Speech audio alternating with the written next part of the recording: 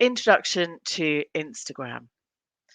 Well, if you don't already have the app, go and search your app store for Instagram and download it.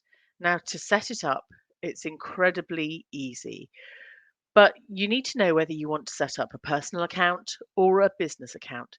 So, the preparation you should do before you actually set this up is make sure that you've got a headshot photo.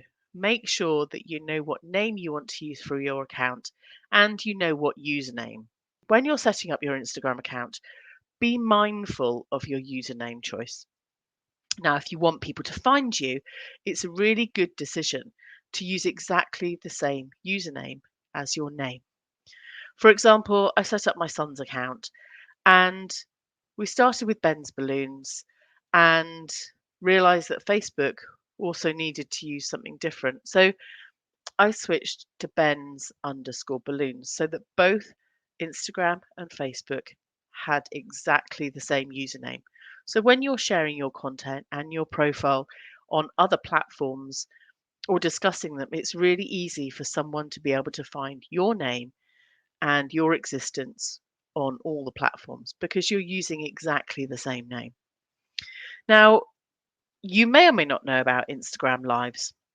This is where an influencer or a content creator shows up live on Instagram in that moment.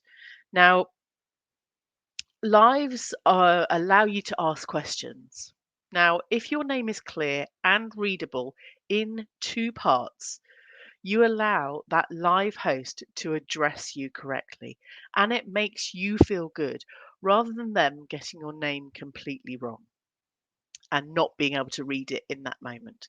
So, really consider your username and your name.